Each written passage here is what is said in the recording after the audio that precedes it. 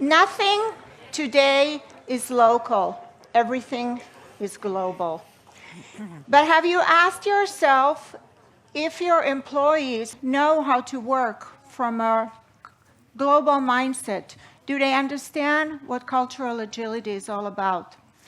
Think for a second of your target market, whichever country that might be, other than your home country. Maybe it represents your largest market, maybe it's home to your manufacturing facility, or maybe it is your next big business potential. Once you've identified that country, ask yourselves two questions. Number one, do your employees have a basic understanding of that country's culture? And number two, do your employees know how to drive your business interests in that country, considering the cultural differences?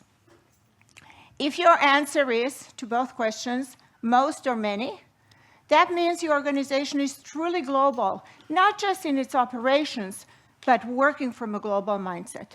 But if you answered a few or some, you might want to rethink strategy, as organizations who work from a global mindset are much more successful in today's complicated global market. In communication, we have two main styles, direct and indirect communication.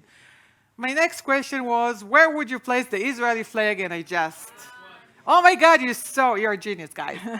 But I'll take it one step forward. Where would you place the American flag?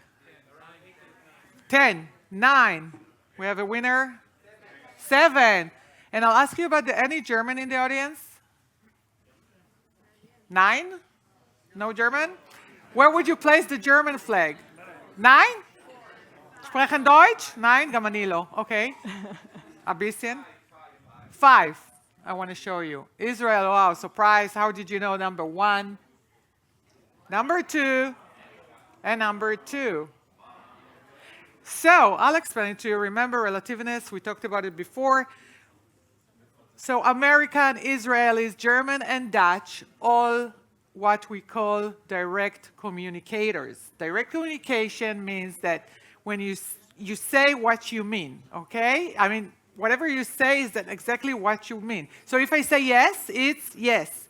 If I say no, it's no. And if I say maybe, there is a possibility. You're right, and yet, comparing it to when we'll get to the other side of the moon, you will see the differences. But you're right, they do.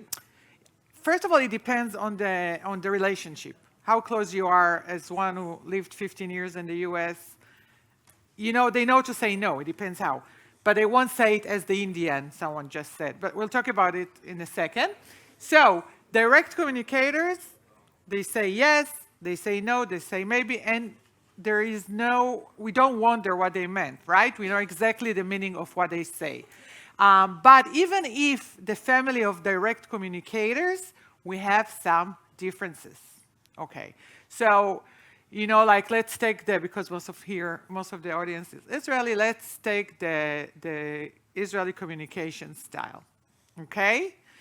Many times, people think that the Israelis are too direct, rude. No, we are not rude.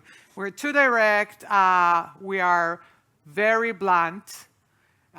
Sometimes people perceive us as assertive, and may I say also aggressive. Okay.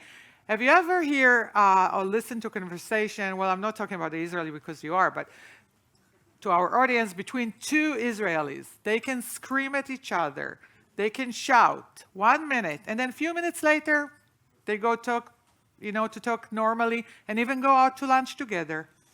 For someone from a different culture who doesn't understand Hebrew, that may come across as argument, but it's not. It's just a matter of speech, the way we in Israel speak very loudly.